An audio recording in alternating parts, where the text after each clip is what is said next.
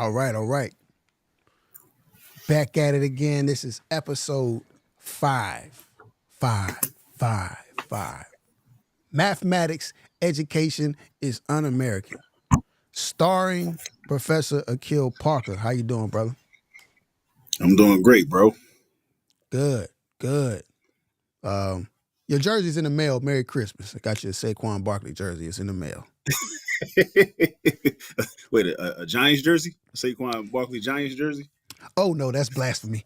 That's blasphemy. I wouldn't do that to you. I wouldn't do that to you, man. You know, a Penn State? A Saquon Barkley Penn State jersey? it's half and half. It's Penn State and Philadelphia. It's the half Okay. jersey. Yeah, yeah. You know, I'm gonna take care of you. I'm gonna take care of you. I know you've been asking for it behind the scenes. Oh, I wasn't even supposed to say that out loud, was I? But oh, never mind. Okay, let's move on. Let's move on. Okay, mathematics education is un-American. Now, before we get started, for those who are tuning in, call-in number is on the bottom left of your screen.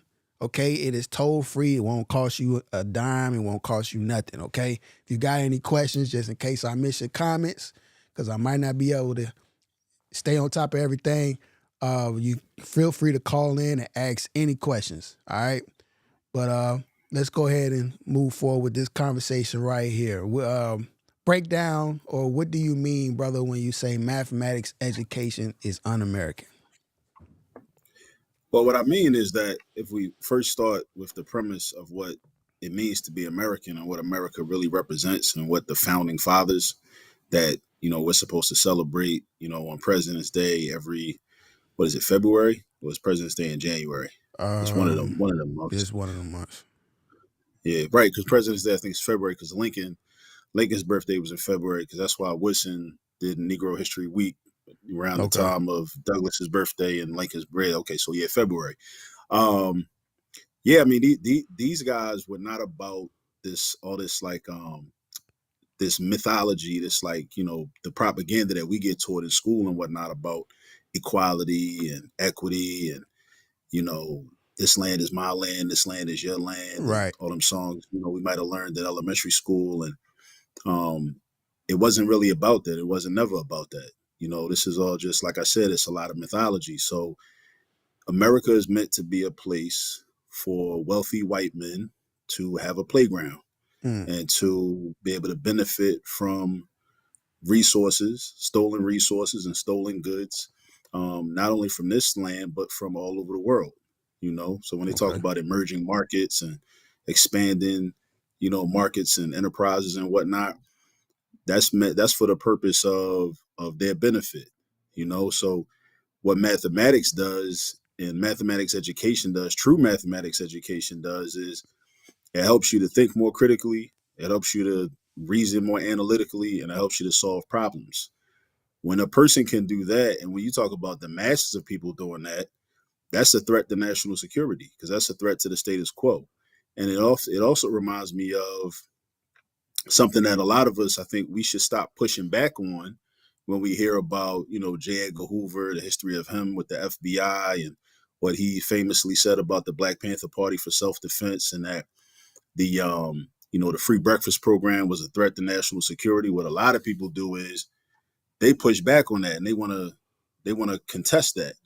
Uh-huh. And I take a different position. I say that, he was right. He was honest. It is a threat to national security when you think about what America really represents, what America's really about. Because if you Huey P. Newton or Bobby Seale or Kathleen Cleaver or Asada Shakur, and you in there, teaching Black children about their history, providing political education to them, a meaningful political education, providing them with lessons in African culture and African history, and providing them with food, like healthy food and sustenance before they go into a school that may not be as welcoming to them and beneficial to them.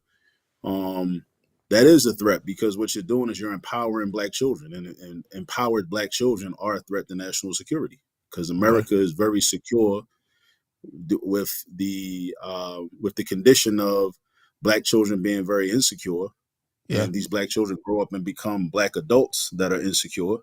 and running around with like Dr. Bobby, the late Dr. Bobby Wright talked about having menticide, or being the victims of menticide, you know. You know what I'm saying? So again, I think we got to start with the premise of what does it mean to be American, and a lot of us have to disabuse ourselves of this idea that America is this fair place, this place that was meant for everybody to win. I mean, some of us are winning, Yeah. and also we have different definitions of winning and There you losing, go. and what success looks like and what failure looks like, based on upon what your own value system is. But we gotta like first be more honest about what America really is. And when we're more honest about what America really is and what America has always been meant to be, ever since, whether you go back to 1619 or you go back to 1776 when these white boys got together in Philly and said, look, we about to go to war because we want to be independent because all this money we're making off of slavery of black people, enslavement of black folks, and all the wealth that we're generating, we don't want to send no money back to King George. Whether you go back to that, what was their value system? Yeah. What was they about? What was they into? And nothing has really changed significantly. It's just changed form. There are different iterations, Okay. but the fundamental foundation has been maintained. And when we talk about subjects like mathematics, where you're training your brain to think critically, to recognize these types of things and do a different type of analysis and not just take everything at face value that you might be given or fed, spoon fed or sold on, all this propaganda, then you become a challenge, you become a problem to it. So, that's where I come up with the idea of, well, did not really come up with, but I recognize because a lot of our ancestors have talked about these things, but they've just more so, I think a lot of them have spoke about education in general. Yeah. The concept of black people being educated as a threat to national security, or a threat to the status quo. Yeah. Just us being educated. Like, That's true. we learn it, we learn in physics and we learn in chemistry and we learn how to read critically. And and when I say read critically, that's important because a lot of us can recognize syllables and put syllables together and form words and pronounce the words and recognize the words on paper. We memorize a lot of sight words, but we may not really be able to actually comprehend and interpret what it is, what the meaning is behind what we're actually recognizing in word format, Okay. you know? Yeah. So what I'm doing is I'm kind of drilling down and just getting more specific with it and connecting mathematics, specifically the calculus and the pre-calculus and the geometry, especially the geometry, because we might have discussed this before, but with geometry, a lot of us, because of faulty and flawed instructional practices, we don't really learn what geometry is really about or some of the deeper meanings behind geometry in terms of how to formulate how it can teach us to formulate a cogent argument, how it can teach us to go from given information and then have to know how to go through a systematic process using facts that can corroborate your position or your theory and Yeah. arrive at a conclusion, right? That's what geometry can really teach us how to do. It's just that the content that we use to practice that skill, it might be shapes, it might be angles inside triangles, or the circumference of a circle, or different sectors inside of a circle, or the lengths of the sides of a trapezoid, or a rectangle, or a parallelogram, or something like that, right?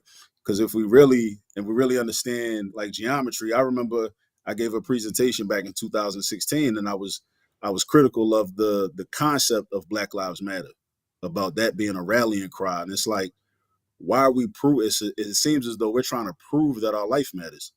I'm like, bro, I know my life already matters. That's given information. That's like in a geometric proof. You start out with given information and you try to prove something else based on that foundational information. I'm not going to sit up here and try to argue with white people and try to prove to them that my life matters. I'm not doing that.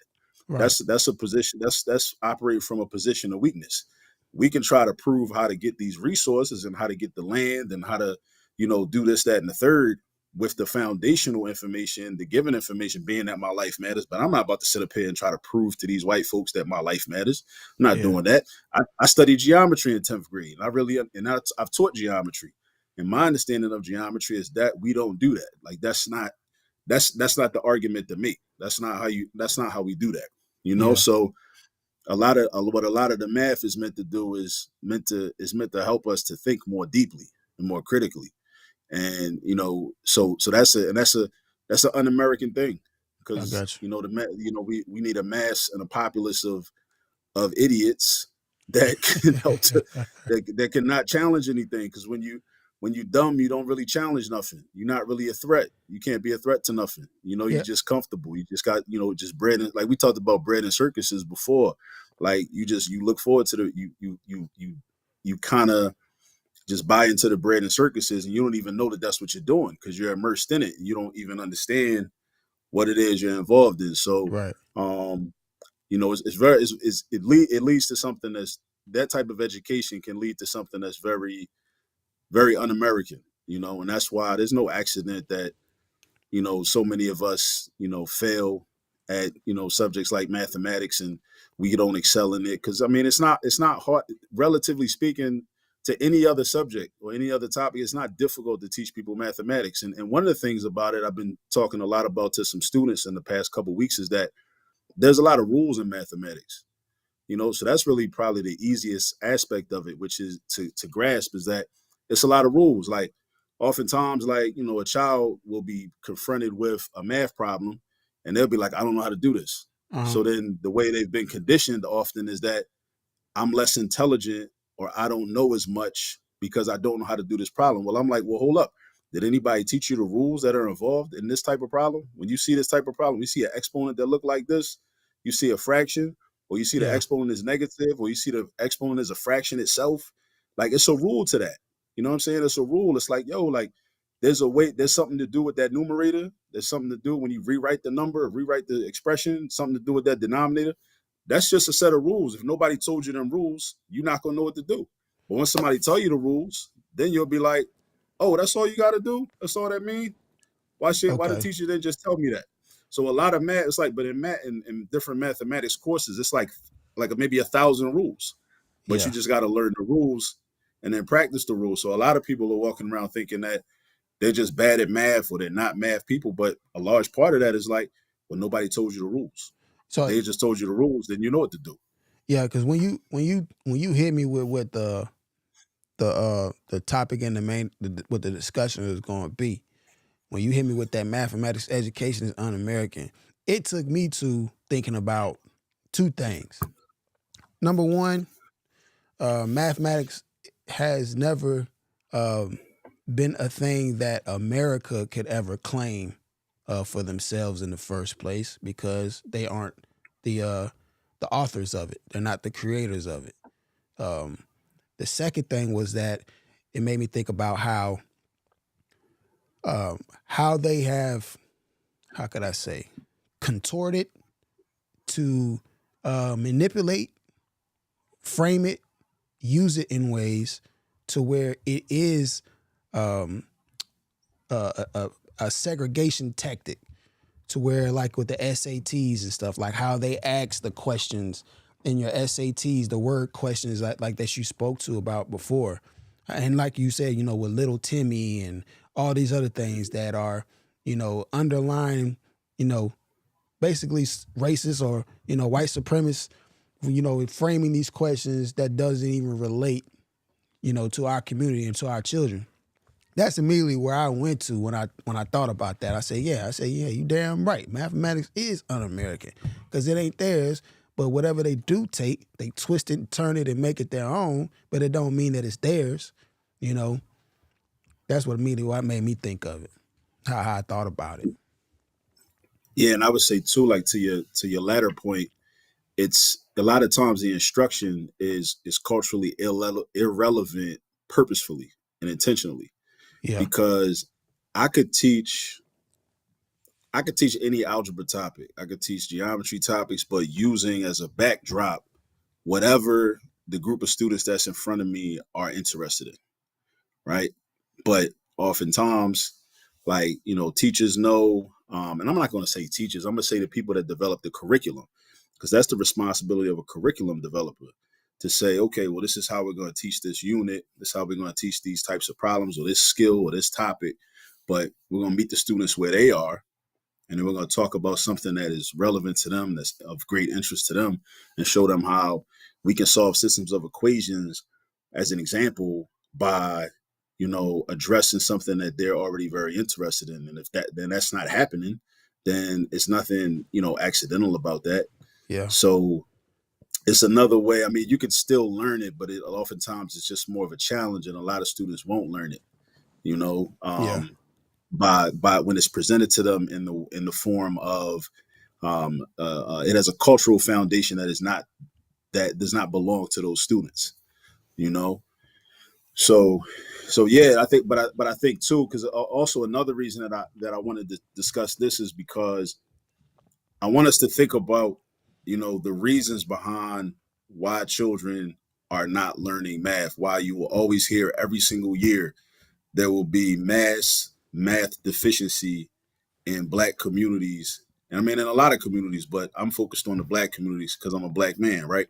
So that's my main focus, right? Charity begins at home, and every year after year, we hear the same stories and the same news reports and the same low test scores. And this is not accidental. This is not a fluke. This is not an Right. anomaly. These are Right. not outliers. This is consistent. So, and also, like, we've talked about this before. Like, we talked about QE Bono, and we've talked about who benefits. Anytime there's a problem, the media and the popular conversation will always focus on who's being harmed. Yeah. We often never talk about who's benefiting, right? Somebody's benefiting from thousands and thousands of Black children not learning mathematics, not learning algebra, not learning geometry, pre-calculus, not thinking calculus is relevant, right? Yeah. Somebody's benefiting from that, because those are people those are going to be people that have disqualified themselves from certain career opportunities, Yeah. or from creating certain career opportunities. Because in the words of Amos Wilson, from about back in the 80s and the 90s, he talked about, why do we as Black people assume that white people are going to have jobs for our children anyway, There you go. right? So we got to figure out ways to create our own career opportunities and job opportunities, for our children. We got to in the future, we got to be able to do that. But even if we are creating opportunities in STEM fields, once our children are at a young age saying, "Well, nah, I'm never going to do calculus," it's like, Yeah. bro, you don't know what calculus is. You just know the propaganda around calculus, and you in your feelings right now. You feel like it's too hard. Yeah. So because you feel like it's too hard, because of that strong propaganda behind it that's meant to make you think that it's too hard, you already disqualifying yourself. Yeah. You're already not even going to hop. You're already not going to hop in the mix. So that's meant to maintain the status quo. That's meant to maintain things as they are and as they always have been, and that helps America maintain its status. So when you start to go against that, right, then things start to shift. It starts to upset the foundation of this nation, right? And I think that has to become part of the conversation, because we often are acting as if like this system is somehow broken. And it's like, oh, all these Black children are failing math. That means the system is broken. I No. look at it from a different perspective. I think the system works very efficiently and very There you go. effectively. They There you have go. they have to fail. They There gotta you go. fail. I They gotta hate when fail people in say that. Mississippi. They gotta fail in Georgia. They gotta fail in New York. They gotta fail in Maryland. All the 50 states, all the hood, from hood to hood, city to city, Black children have to fail in order to maintain this. And these, again, as I said, these are not one-off situations. These are not outliers. These are not anomalies. This is very systemic. It's very systemic. I mean, of course, there are things that we as individuals, individual students, individual parents can do differently.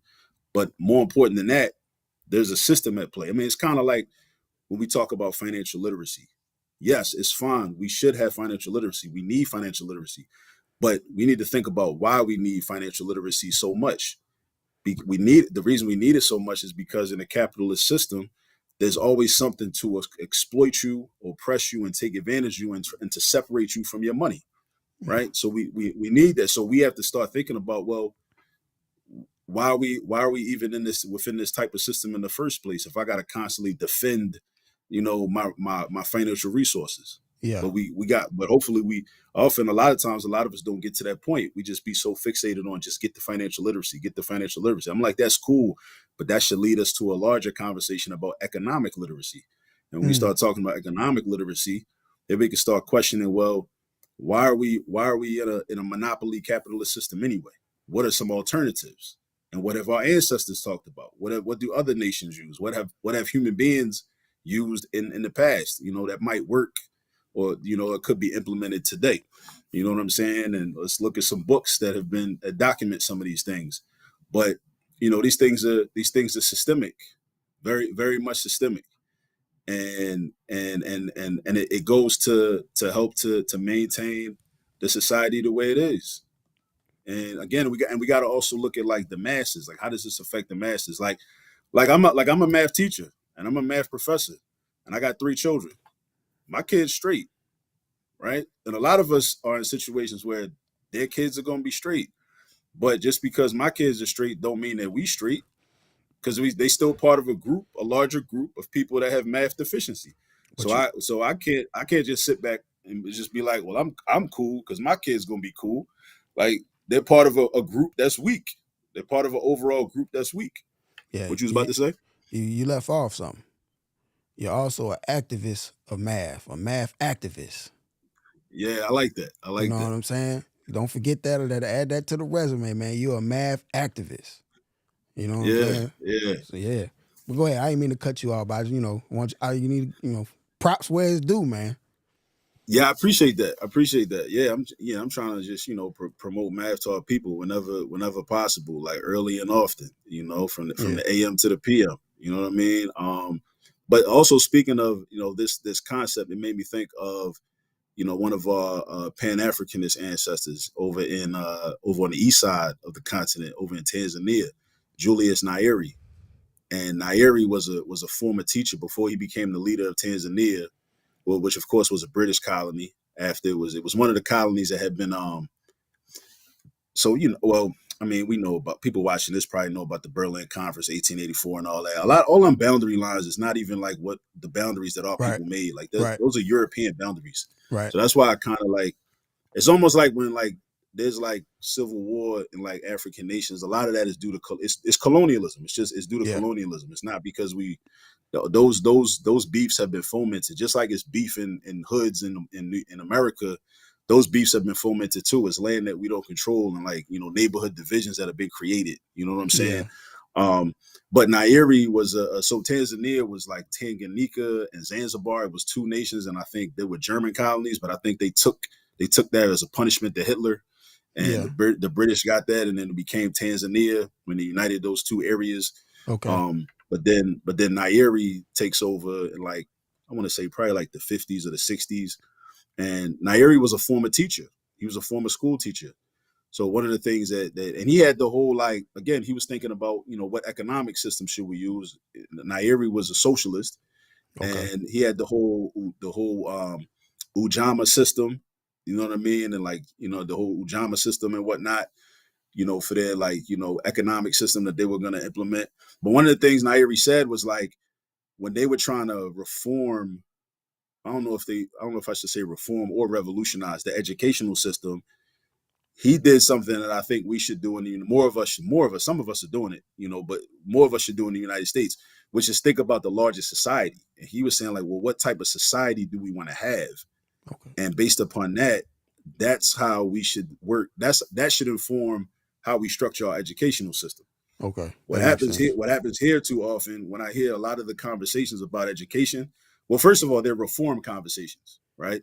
Yeah. And if we think about another great Pan Africanist, Kwame Nkrumah, who was over on the west side, first in Ghana, but then when they, here there was a coup and he couldn't come back in the nation, then Sekou Touré up in Guinea says, "Yo, bro, come over here.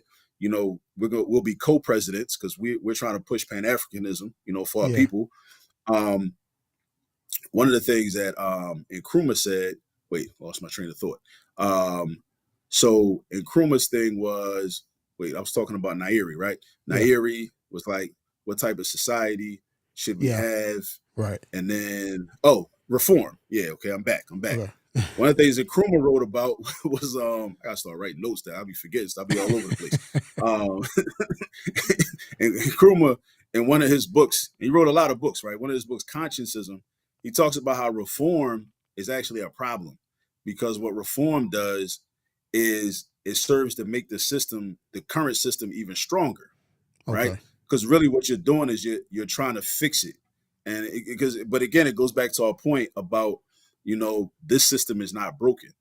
And the American education system is not broken. It works Nope. very efficiently and Yes. very effectively. So when you reform it, you're trying to make it stronger.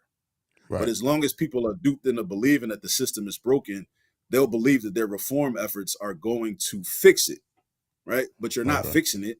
You're helping to uphold it. You're helping to actually strengthen it. That's one of the things that Nkrumah talked about in his book Consciencism, right? So we got, but then back to Nyeri over in Tanzania, he's like, what kind of society do we want? And whatever type of society we want to have, then that should inform what type of education system we have. Here in America, we don't even have them conversations too often. Like, you don't hear people talking about, well, should we even have a capitalist system? Because we talking about, because everything that we, and this is another reason that I've come to the conclusion that this is why a lot of the reform talk and the reform efforts don't work no way, because we're talking. I think a lot of people are well-meaning in their conversation, Yeah. right, and even in their actual efforts, right, their actions that they take, but they don't understand that they're trying to put forth efforts and implement things that will never function in a monopoly capitalistic oppressive colonial system. It's not meant to work. It don't fit. It's like oil and water. So that's why a lot of stuff is like it's dead in the water. It never takes, right? Okay. Because all this stuff about equity and equality, you can't have that. You can't have that in the system. It doesn't Mm. go. It Mm. just don't. And I don't know whether it's people just haven't studied these systems. They haven't studied economics. They haven't studied capitalism. They haven't studied socialism. And I'm not really even trying to promote like socialism necessarily, but because I'm more an advocate of some type of African communalism that our ancestors utilized, taking aspects of that and bringing them forth to the 21st century in a way that makes sense, right? Does that involve being separate? Is that a part of it or that's not? I, well, I'm not sure. I'm not sure. Okay. I'd have to think about that. But Okay. I mean, there's certain things. It might. I'd have to think more about that. Okay. It might, under the current circumstances, us being communalistic, just basically like trying to implement some of the like actual principles of the Nguzo Saba, like really operationalizing those things, like instead of us, kind of like what I typically have done, in my life, kind of like celebrate the principles and the theory of the principles every year, but not really kind of living it Yeah. 365 days out the year. Yeah. That's like that's a that's a that's a self-directed critique, because it's like, I get hyped for Kwanzaa every year. I've been celebrating Kwanzaa almost basically my whole life, but then January, February, March, April, May, June, then it's back to we doing the Western society. I'm doing the Western society type thing, right? Oh, But different from you Christians know, or religious people. I mean, it's the same difference. You know. yeah, it's one of our contradictions. Yeah. It's one of our contradictions. Um, but I mean, we when we think about education, we got to think about, like, does it align with the type of society that we want, and or does I should say, does the society that we want, do we even think about what type of society we want? Because I think a lot of us, we want to keep the society the way it is, and I think it's because this is all we know. But then we start talking about, well, but we want all children to learn. All children can't learn under this system. Yeah. It doesn't work. It's not set up for that. It never was set up for that. So it's a fantasy. It's a pipe dream. Like all black children cannot learn under this current system, or this system something got to give. If we want Yeah. all black children to learn, we got to create a new system, Especially when because this is you got all these teachers that are looking to put labels on our children as far as having learning disabilities and trying to put them on medication that they don't belong on, you know, um, stuff like that. So that's a whole separate side of it. But within them trying to learn, within this system, they also have to deal with those types of hurdles, those types of obstacles of being labeled. Being put in the school, the little school in the back of the school, because they don't want to be dealt with. They quote unquote have behavioral problems. No, they're just too much of a challenge for you. You don't want to face that challenge, so you do whatever you can to get them out of the way and get them, get them out of get them out of the situation, not have to deal with it. So I totally agree with that. And again, like even with that, that's based on like a lot of times that diagnosis is based on some type of benchmark, right? The child doesn't fulfill or adhere to these standards or these standards of behavior or these standards of learning. But then what if we change the standards? Again, it's Yeah, systemic. So what if the expectation was different? Would that child still be will still be seen as a problem or as special? You know, if the standard was different, what if there was a different standard? It's like it reminds me of like we think about English, right? And I was on another podcast with some sisters down in Chester, PA, and I was talking about how English was a trash can language. You know, when you think about it, relative relative to a lot of languages, you know, throughout history. I mean, because there's thousands of languages, you know, and there have been languages, you know, other languages that you know people might not even be speaking no more. yeah, But linguistically speaking, in the context of like Latin, even the European languages like Latin and Greek and Spanish and Portuguese, French or whatever, you know, English is all over the place. A lot of the rules don't even make sense. We memorize them and learn them. And I think English is an important tool for us to master, you yeah, know, because a lot of people speak English. So in order for us to be able to communicate effectively, you know, we need to master it. But while mastering it, we still need to understand like that, you know, this shit is whack. You know, there you go. the shit is whack, you know. Um, but yeah, so yeah, I was talking about that. See, I lost my train of thought again. But now, I forgot why I brought that up. I brought that up for a reason. It's gonna come back to me. building a society, building a society for our children to like stop trying to change the system and just focus on building the society for us to be. Right.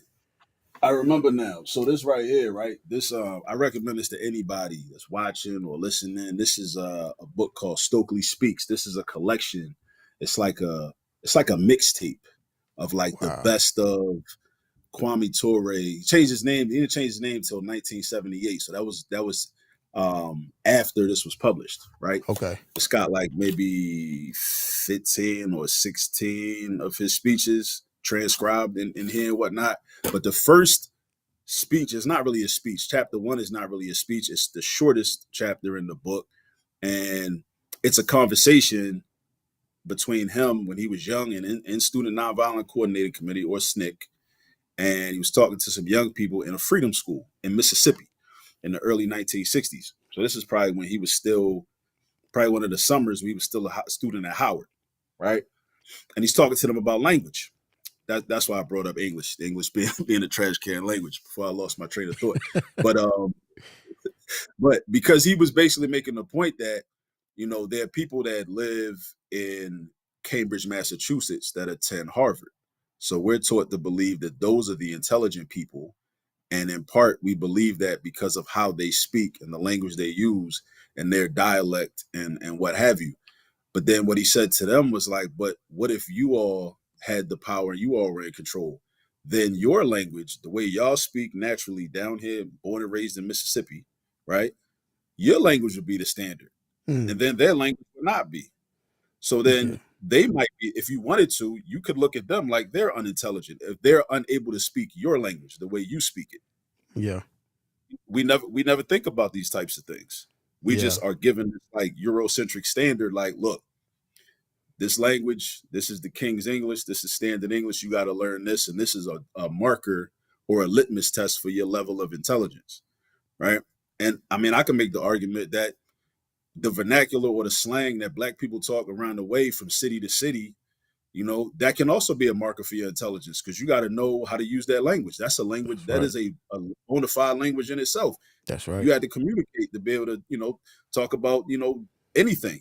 You know, talk about, you know, securing land resources. You know how you know, you got to be able to communicate with somebody using that. And this is the point that Kwame Ture was making to get these young people to think like, don't just accept this idea that the way you speak is inferior, because what he's also talking about even back then in the early 60s was how it's really a function, it's not a function of intelligence or what do I say? Well, it's more of a function of power, because it's like the group that's in power can easily just come through and say, look, we're in power, so whatever we say, this is going to be the standard. Because if we in power, the way we talk, that's going to be the way the smart people talk, and we stand. And why is that? Because I said so, basically. Now Yeah. I'm gonna get some like some so-called scholars and some educated people, some people that went to school to write it up and make it seem like justifiable that, oh well, the way that they speak, it should be the standard, right? Yeah. But you can challenge that, right? But if you got to have the power though, so it's really just a function of power. It's not even about like what's more appropriate. It's just, Gotcha. well, they in power, so this is Gotcha. this is what they stand to do, and this is what he was trying to get them to see. So, I mean, there's that as well, So just thinking about like the systems that we exist within. Um, who makes the rules? Who's making these determinations?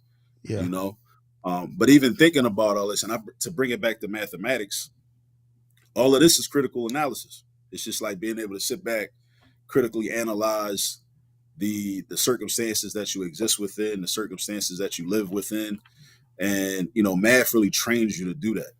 So it becomes a problem when too many people are even doing that and doing that work. When people are not just turning up Yeah. every night, every weekend or whatever. Like when Yeah. people I'm not saying like I turn up sometimes. I'm not saying you shouldn't turn up, but what I'm saying is like we got to figure out a way to have some type of balance, and more of us got to start, got to develop the ability to, think more critically. And I'm a heavy advocate, like you said, I'm a math activist, right? So There you go. I'm a heavy advocate of um, people developing math skills and practicing math and learning different types of math so that they'll be able to do that. They'll be able to do the critical analysis. Because math teaches you critical analysis in it, like, inevitably, innately, like you're developing critical analysis ability at the same time, Yeah. you know? And more furthermore, one of the other benefits of math, and I think what we're gonna have to do as a people with the way technology is going now and the proliferation of technology, the technology is really dumbing us down, like all of us.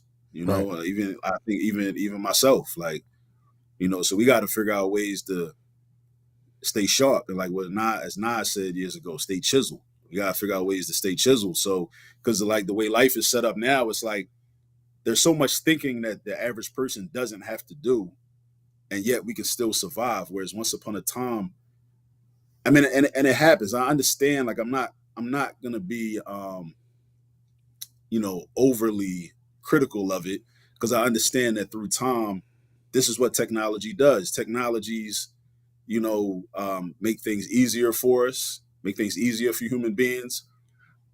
So you don't have to do as much. Like once upon a time, like we had to just go out and hunt. If you wanted to eat, you had to go hunt and kill something. Yeah. You had to kill food and bring it home.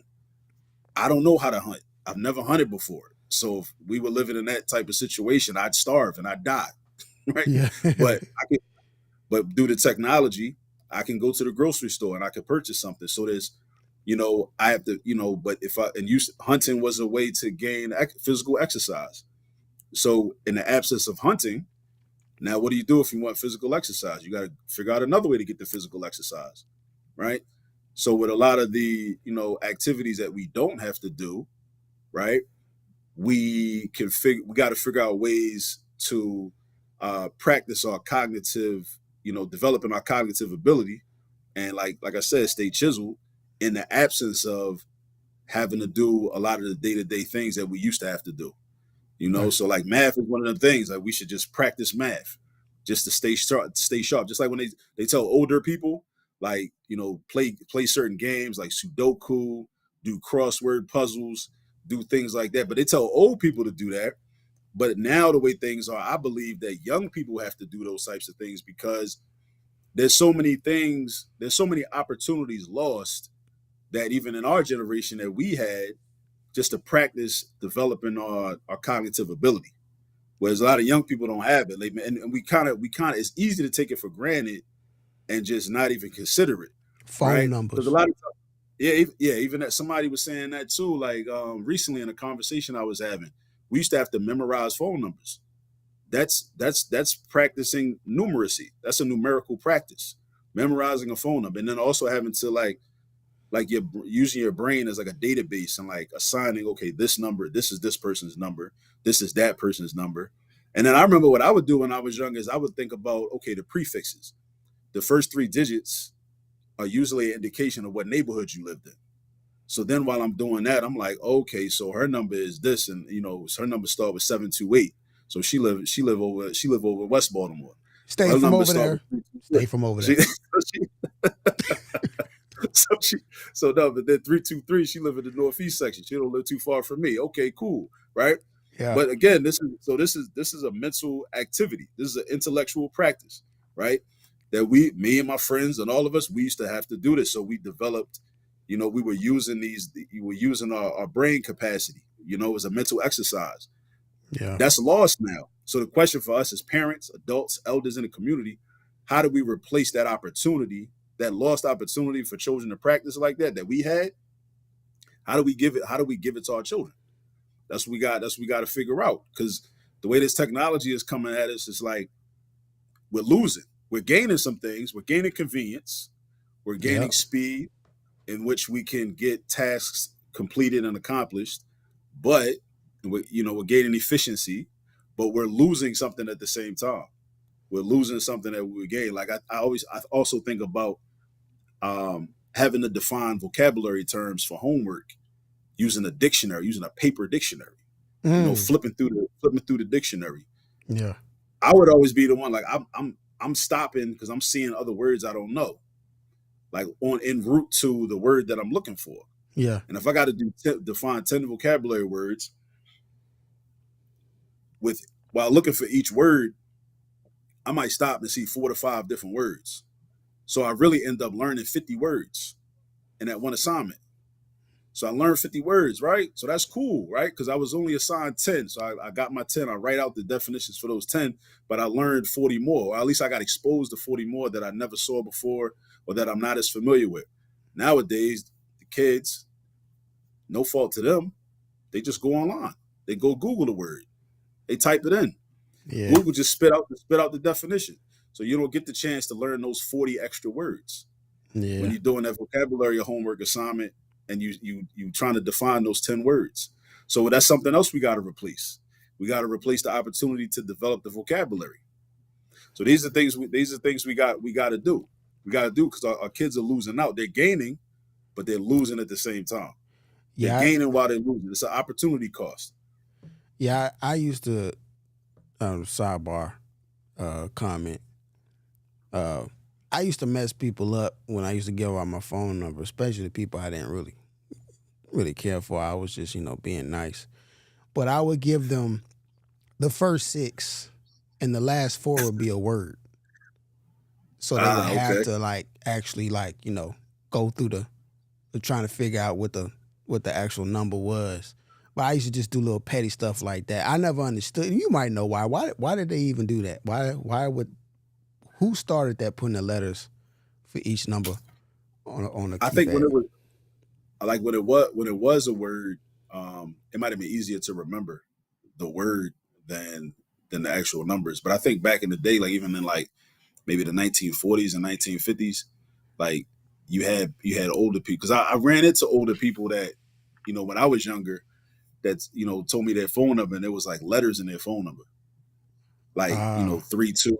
The number was like might have been like 32, JKR6 or something like that. yeah, And I remember thinking like, what? Why was that your phone number? Why was that your phone number? Why did your phone number have letters in it? What's going on? Like, yeah. Take you back but when yeah, make you think of when they had to actually put the little disc up to their ear, hit the operator oh to that, call like that. You know what I'm saying? That's what it made me think of when you said that. Dang, yeah, I ain't never thought about that.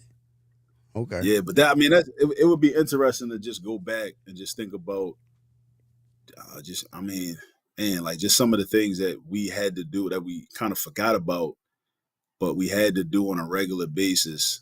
Even something like as simple as like I'm intentional about having analog clocks all around my house, just so my children can learn that skill of Yeah. how to tell time like that. Yeah. You know, because a lot of people don't have those types of clocks. They got digital clocks, or they might even have clocks up in their house on the wall. You know, Nah, so we because everybody got an iPhone, so like you can just look on your yeah, phone and figure out the time, or maybe the time on the microwave in the kitchen, or the time on the oven in the kitchen, or whatever. yeah. But again, that's a skill. That was an opportunity.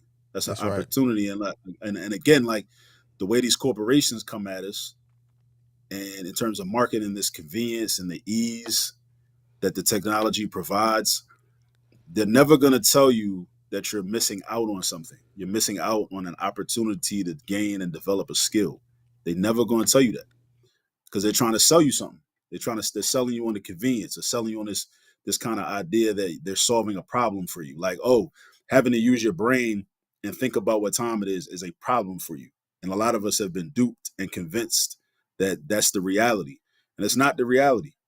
Like we Yeah. gotta covet. I don't know if we talked about this before, but we gotta begin to like covet responsibilities and take ownership of responsibilities, and and we have a responsibility to learn. We should want to learn things. We should want to just know shit. You should just Yeah. want to. Yeah. That has to become part of our just MO. And Yeah. a lot of us, the way we've been conditioned, we're conditioned to like, try to like get out of doing work. But when you try to get out of doing work, you're always trying to hustle and scheme to get out of doing work. At the end of the day, you don't never learn shit. It's like, you think about, I remember That's reading right. in sixth grade, we read Tom Sawyer, and the whole like, remember the scene from Tom Sawyer where he tricked the other kids in the neighborhood to paint the fence for him Yeah. because he didn't want to do it. He didn't want to do it. But then it's Yeah. like now you don't, that was an opportunity for you to learn how to paint a fence. Now you don't know how to paint. You might need to paint one day. Yeah. But that's what a lot of people do. They always try to get out of stuff because they've been conditioned. They've been conditioned to think, man, I ain't trying to do that. But you're not gonna know how to do it. You're gonna need to know how to do it, and then That's you're right. not gonna know how to do it, and then That's you're gonna right. be at the mercy of somebody that do know how to do it, or you ain't gonna be able to get that thing done. People out here, grown men and women, in some places don't know how to do laundry, don't know how to wash their clothes because maybe they had an opportunity, they didn't take advantage of it, or don't know how to cook because they figure, well, I'm gonna just get them to cook me, so I'm gonna get them to make me something, Oh and hell. then you never learn. Hell. You want to mess a lot of people up sticking with how you was talking about like digital clocks versus analog clocks. Hell, hit somebody with military time. That'll mess them up. Yeah, That'll mess them yeah, up every time. and that takes me back to my point about just learning a rule with math because that's like a simple mathematical algorithm, but if nobody told it to you, then you Nope. just won't know. That's right. I remember my uncle, rest in peace to my uncle Walter. He taught me military time when I was like probably 6 or 7 years old, and I just was real fascinated by it. I was like, wow, and that's all you got to do, just add 12 or subtract 12. Like, oh, all right. Yes, I felt like I was up on something. Like y'all ain't up on this. Like I know how to tell military Yeah. time. Yeah. Yeah. Yeah. Hey, man. Holla at me at 13:30, man. Holla at me at Yeah. 13:30, man. We gonna hit the club. What time? You said Yeah. 1900. We gonna hit the club up. All right, I got you, bro. I got you. Yeah. Yeah, telling you. Yeah. I'm The telling you. military time. Good old days, man. I said the only way how I learned that was being a military brat, being on the base. That's how I learned. But a lot of people didn't have that. And I honestly see that as, I saw that as, how could I say it? It was a good quality about growing up in that atmosphere, stuff like that. Because I mean, it's opens your eyes to that. Like I said, since I was a youngin, I knew military time, and it took for a long time for me to run across somebody my age that understood what I was talking about. Even kids on base, it still messed them up. Like, what? Why does he even have to do that? But hey, it is what it is. Because I hear my parents say it all the time. Oh, 600. What are you talking about? Oh, Right. 600. What is that? It's 6 a.m., man. It's just Right. Right. just look at the clock. Look at the clock. You know what I'm saying? But yeah. But as I say, Because once you I get think each parent, as you rearing your child, I think it's probably a good thing to take them like I'm not saying like literally caveman times, but what I'm saying is take it back to at least try to take it back to what your era was. When right. I was Right. growing up Right. in the 80s and 90s, we didn't have all of this. So show them what that life is like. Show them that Yeah. there's more to what technology has to offer. Your brain. What is your brain think? What does your brain have to offer? Go Hmm. outside and play with sticks and rocks and come up with games, create games, things like that. As far as stuff in the house, uh, the TVs, phones, and the tablets. How about you get a pen and pencil and draw and create things, like expand your thought process, learn things, stuff like that. I think that would be cool, for every parent to just like, you know what, you're not ready for this stage of life yet. I'm not going to introduce you to this until you hit to a certain age point. And I know they may have to go through a little bit of something in school with friends or whatever. And they might introduce them to certain things, but at least you're building that foundation with them, where it's not like a codependent, it's not a straight dependent type thing, or yeah, that'd probably be cool. You know, Yeah. use your And fingers, that's stop the another, calculator. and then to that point, that's another thing that reminds me. It reminds me of another thing that the late Amos Wilson talked about, in that all movement is not progress. There you go. But we think that just because, and also like there's this kind of like a linear mindset. You know what I mean. Um, in terms of like, well, what's happening in 2024 by definition must be better or superior to what was happening in 1924. It's not necessarily the case, Hell no. but that's how it's marketed to us. There's a lot of things that was happening in the past that were superior to now, or that were Yes. better than now, made more sense. Yes. Especially when we think about humanity, just in terms of like our humanity, and how we interacted with each other, and how we interacted with the society, with the world, and with nature and whatnot. You know, Yes. um, so a lot, but I think, and that's something I think we gotta explicitly say to people, and say in our communities, and when we out with our people, because I think that's like an underlying reason why we don't want to go back to things from the past, because of that fundamental belief that we're in 2024, anything that we're doing in 2024, and anything that's available to me in 2024 must be superior to something that was available to me last year, or 2 years before, 3 years before that, or 20 years, 30, 40 years before that. If we can challenge that notion right there, and get people to think like, well, why do you think that? Like, why do you think it's better? Like, why do you think that, um, you know, overall, why do you think it's a net positive that, okay, everybody in the house got a cell phone, and there's no landline no more, and nobody has to call the house phone, and your children want to have when children want to their friends want to contact them, do you really think it's better for your children's friends to be able to just text them directly or call them directly? Or would it actually be better or more appropriate, at times at least, for somebody to call a house phone, a central communication tool, and then speak to you as the parent, Mm. and then you speak to them, and then you vet them, and or just let them know, like, hey, see how they doing, see how your children's friends are doing, and then you kick the phone to them, like, oh, yo, so and so's on the phone. Do we It's, really think that what we used to do in the past was inferior to now, where it's like direct contact, direct communication at all times? Like, a lot of times we don't even know who our children are talking to. man, you We don't taking have me no back. idea. You taking me back, man. You taking me back. Having to call them girls' houses and hoping that dad don't answer the phone. You Hey, but taking but me but let's back, see. bro. I'm glad you bring that up. I'm glad you bring that up, because that's a process that a lot of that's a process and an experience that a lot of young brothers don't have, and I think that's one of the things that contributes to making a man out of you, because you gotta come correct, because like you like this girl, and you gotta impress her pop. You gotta impress her mom too, but it's a Yeah. different type of impression you need to make on the mom than the dad. The dad is like, you got the dad, like, I'm a stand up guy, but I'm respectful though, Yeah. right? Yeah. And you got to do that, and you got to be prepared to have that conversation. You Yep. might not want him to answer the phone, but if he answer the phone, all right, we're gonna have this conversation. Yep. And so it's like that's like a rites of passage. And speaking of that, like, speaking of opportunities that have been lost, that rites of passage has been lost for a lot of for young brothers, because of the technology shift.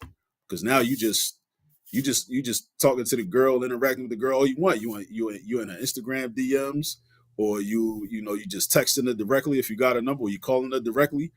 You don't even interact with her dad, like at all. They don't. But They that used to barely interact with each other, man. My stepdad told me about this, because he's a professor with community information systems at Grambling State University, and he was talking to me one time. He was like, "Man," he's like, "I feel bad for these. I feel bad for these generations, like these younger generations." I'm like, "What do you mean?" He's like, "Man, these kids don't even know how to talk to each other." I was like, "What do you mean?" He's like, "Man, I was just sitting, I'll just, catch boys trying to holler at girls, but they'll just ask them one question, what's your Instagram? And then they'll just talk to them through Instagram, and they right there in class with them. And it's like, and speaking of, how you talking about like technology, it made me think about, because I had to type this down. Slave Haven in Memphis, Tennessee. Went there with my mother and my two oldest daughters, Kiara and Tiana. And when you brought up that, I thought of that example popped in my head as far as navigation, the navigational systems we have, the GPSs that we have on our phone. If we went back, we used to have to do Google Trips. Back in my day, we had to type it, look through the computer, print it out, and that was our paper. Before us, our generation, it was folks that had maps. They had to pull out the big old atlas maps, right? But before then, well, our ancestors, when I learned Slave Haven, how a lot of our ancestors, which later on the line made me think about it, and it taught me that a lot of our ancestors were already here. They didn't come over from slave ships; they were already here, because how would they know how to do this? They said a lot of the ways how they would learn how to, or how they would escape to the north, to freedom. The moss would grow on a certain side of the tree, and that's what told them that's the way north is. And it's like, dang, you was right, because you was like, that time is superior to this time, because if you drop me, any of these other knuckleheads off in the woods and leave them, we are dead. We are dead. We are going to starve. We cannot hunt for our own food. We are too good to eat a squirrel or a bunny that we do run across. You know what I'm saying? We too good for that. We don't have no salt, no seasoning salt, no Lowry seasoning salt, no pepper, nothing like. We would not be able to exist. We would be dead. And so that's what speaks to that point. That is a real point, y'all. Like y'all don't know how good we got it, but at the same time, there's a bad side to it, because it's stunting our growth. It's like you said, it's making us dumber. Because I was saying that just blew my mind. I was like, wait, I never thought about that. They would make quilts, but they also knew which way was north based on how the moth grew on the trees. I said, damn, that's how I know we were already here. Because how else would they know that? White folks weren't teaching them that. White folks didn't even know that. And that's an exercise in intelligence, just like Yes. just learning those about nature, and those patterns in plants, how plants are growing. you know um Another thing I was thinking about is, to the point of like mathematics education being un-American, and we think about, other examples of things that are un-American, or, when we think about a lot of our heroes, um, those that were radical and those that were, revolutionary. And like, you think about the fact that these people were incarcerated. So what does that indicate? That indicates that these brothers and sisters were un-American, or else they wouldn't have been incarcerated. They'd have been allowed to just chill and just live freely. Yep. But the fact that they wanted black people to be free and black people to be able to realize our full humanity on this land and in this physical space, that was a problem. So they had to be either incarcerated or murdered. Yeah. Right. So you think about a Malcolm X, you think about Dr. King, think about like Asada Shakur, Paul Robeson, Sundiata Kohli, Fannie Lou Hamer. Like the list can go on and on and on. Yep. So when we think about, well, what does it mean to be American? What does it mean to be un-American? And even like un-American, that's a mathematical concept, because un is a prefix, it's a negation. It negates the noun. That's like a negative sign. When you make a number negative, you multiply by -1, you take a 5. Negative 1 times 5 is negative 5. So now it's like an un-5. Like it's the opposite of 5. It's the negative 5. Yeah. Opposite of American is un-American. If we have so many examples, but I think we gotta move past the propaganda of America being this like fair, equal, equitable place. And our ancestors, the founding fathers, wanted this, and it was, and all the historiography where they play these games and make it seem like, oh well, slavery was a blemish on America. No, slavery was not a blemish. Slavery is as American as apple pie. This is That's right. American as apple pie, Because it and it still always exists has to been. this day. Fool. Yeah, and we got to stop playing games. We got to be honest, because like when we as the adults we play these games, our children don't get to learn what they need to learn so that they can be prepared to exist in this society. And then that's why they be so fucked up in the head Yeah. because they're being Facts. lied to. They're being Facts. lied to because a lot of us we don't deal with reality. We run around talking about the system is broken. We got to fix it. No, it's not broken. It needs to be broken. Yeah. It needs to be broken. The system actually needs to, it's like a function. In algebra, you got functions, functions of y is a function of x. It's like a machine. You put the number in the place of x, and it's going to determine what y is going to be. We got independent variables, we got dependent variables. It's a function. You got to break the function. The There you function go. is working efficiently and effectively. All right. It needs to be broken. It needs to be broken. So, taking it back to the mathematics education, but it's not. But I don't want anybody to misconstrue my point. It's not. I'm not discouraged at all. I'm not attempting to be pessimistic. I'm saying that we got to teach our children math. It's mandatory. There's no way Right. around it. Right. We got to do it. But I think we have to be more honest with ourselves about what that entails and what we're actually doing when we do that. It really is the equivalent of 1822. 1822, the same year of the Denmark Vesey planned his slave revolt, right? Mm. 1822, South Carolina somewhere, and we trying to teach people how to read. We trying to teach Mm. brothers and sisters how to read. That's dangerous. That Yeah. was dangerous. That was dangerous work, Yes. but it needed to be done. It needed to be Yes. done, like wherever we was at. Like you could be murdered for that, but it needed to be done wherever we was at. And teaching math is the same way. It's really the same way because it does have it's that important. Oh, It really is that important. now, next show. Next show. I think the next show topic should be whether we should be listening to Terrence Howard or not. Um, ran across this clip of Terrence Howard. We're not gonna get into it. We're gonna save it for next show. Whatever the next topic you have is, but I do still want to discuss this in part of the next show too, because I'm quite sure it's gonna go down a rabbit hole. But One thing. Can I interject, or you go want me to ahead. let you finish? Go Yeah. ahead. So Go ahead. the thing I think about him is that it goes to show you how when you have a certain level of financial resource, certain amount of financial resources, that enables you to have time to explore, Okay. to explore things. You know what I'm Okay. saying? It's almost like in ancient Greece, right? When you got these guys are like the Greeks that we might have learned about in a European history class that they called world history, but they just want you to think that the world is Europe. Europe is the world. So, Yeah. like as if Europe and the world is synonymous. So, but it's really a European history class. These Yeah. guys are like arguing about democracy and ethics and all this type of stuff. They had time to do that because they had slaves doing all the real work and all the real labor and helping the community thrive Wow. and go right. So they had time.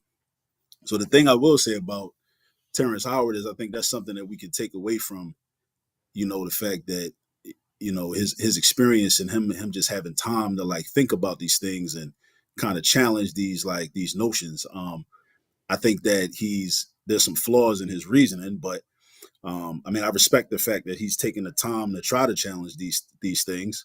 Okay. Say I think he's wrong, but save it. Save it yeah, because yeah, I yeah, want you I yeah, want you to delve deeper into this because I want you to break these things down. Not right now, next time I want you to save it.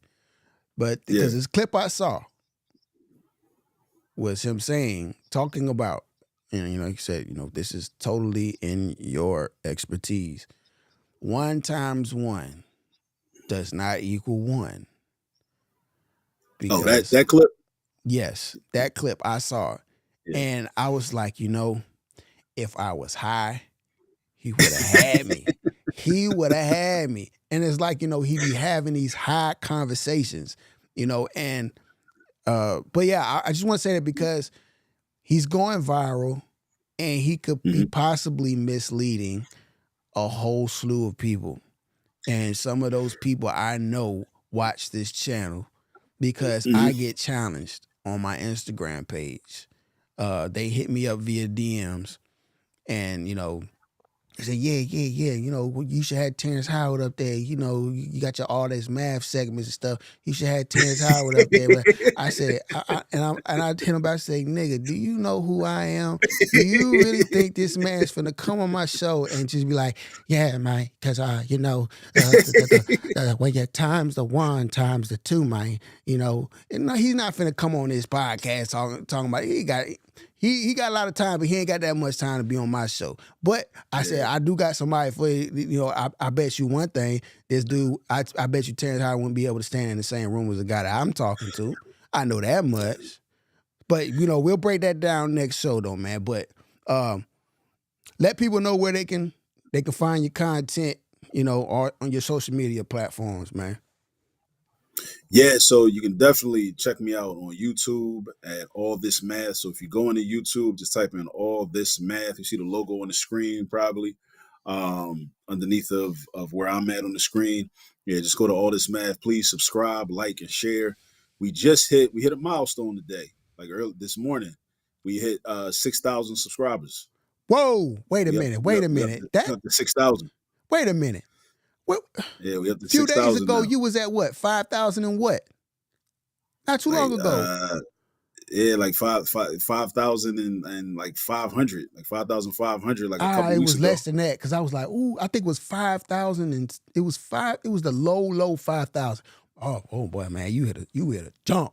You hit a jump. Yeah, Yeah, I know when I go back and look at the channel, I'm on it like I'm going up by like 10 a day, good, getting like 10 subscribers per day. good, And then good. what adds to it is like if I go on like a platform, go on a podcast and I'm, and I plug the channel, or if I'm like at an event. I was just in Baltimore yesterday at an event at an elementary school, and some parents came through, and I was talking to some of the teachers in the building at the elementary school, and Yeah, some of the parents that came through. So I gained a couple more subscribers. So I'm always like talking to people, about the channel. But I'm a really turn 2025. I'm a really turn up. do you do I'm really shorts? turning up in 2025. So so a brother I know out here in Philly, I just started recording shorts and he actually edited it. You know what I'm saying? So Okay, that's my thing, man. I need to either learn how to do editing or get somebody to, do some editing for me to make it look like appealing. How like a lot of the people that have a lot of shorts, or not even yeah, just shorts, but just content and reels in general. yeah, They do the graphics and they do they chop it up in certain ways and yeah, split the different scenes and whatnot. yeah, yeah, I yeah, need I yeah. need somebody to do that. Or I'm still trying to perfect that myself. I use a couple apps for the captions, to have the captions yeah, up, but I don't even fully utilize it. It's an app called Captions where they'll cut the video up for you, but I just do it for the captions. I edit the actual video. Like I record a video myself and then I just upload it, had the captions on there. But it has, well, that's what I said. That will grow your channel quick too. Like I yeah, just was bored one day and I posted a Claire Huxtable clip from the Cosby Show. It has nothing to do with this platform. It was just like, yo, what did I say? I said, TV mother, the mother TV goat, and yeah, it yeah, was part where she was getting on Denise about her bank account or whatever, and that thing got like 600, 700, 700,000 views, and a lot of my views came from that. And I'm quite sure a lot of a lot of my subscribers, subscribers came from that, and I'm quite sure I lost a lot because once they got to watch the channel, like, man, this ain't got nothing to do with the Cosby Show. But that just tells you like you can get a lot of growth from shorts, a lot of that growth. quicker than your actual videos. You'll get more views on shorts quicker than you'll get on your actual full video that you post. So like what you be doing in your car, I would, if I was you, so you didn't have to do as much cropping and stuff like that, and all the extra editing. I would do what you do, like how you do in your car, but just shorten it. Like what Like helps me 30 is seconds. no, it's a minute long, but I try to keep it to Okay. 59 seconds because if it goes Okay. over, it won't label it as a short. But what I try to do is I basically like write a small script of points that I want to hit so I can condense it into that Yeah. short period of time, and just do that. And like I said, when you're in your car, like have a topic or whatever. And if you got to do a part 1, part 2, part 3, whatever, because that's what brings people in too. If they love part 1, they definitely gonna want to. Definitely want to tune in for part 2 and stuff like that. So that helps. That will really grow your channel too, man. If you hit them YouTube shorts, you will easily be at 12,000 by the end of the year. Because there's a guy that I found on Instagram. All he does is 5 ways black people say this, or 5 things black people do, or whatever. And all he does is YouTube shorts, and his YouTube channel is up to like 300, 400,000 subscribers, and that's all he does is shorts. Yeah, yeah. So You just not even the second or third or fourth person that told me that. So yeah, man, yeah, that's something I got to get on. Matter of fact, I'm gonna do some. I recorded a couple shorts in my car the other day, like 30 seconds. Listen, yeah, just thoughts I had, and I sent them over to this brother that said he was gonna like do some editing for me. He just sent me one back tonight yeah. actually, and Okay, I'm gonna put it on my YouTube. I'm putting it on my YouTube, and then probably put it on my Instagram and on Facebook also. yeah. But And make but sure you yeah, but I add want to. music to it. Make sure you add music to it because that's what carries it too. That's what boosts it. Just like on Instagram where they say you add, because algorithm it boosts you up in the algorithm. So when you post something on YouTube Shorts, put some music behind it. It don't have to flood it. It can just be like very very subtle in the background, and Yeah, it'll boost it. So yeah. But yeah, okay, I'm looking man. forward to that. But until next time, man. Like I said, we gonna holler at, we gonna deal with that. We gonna settle this with Terrence Howard, man. But everybody who tuned in, man, appreciate you guys for tuning in, man. And until next time, peace. Peace. We out of here.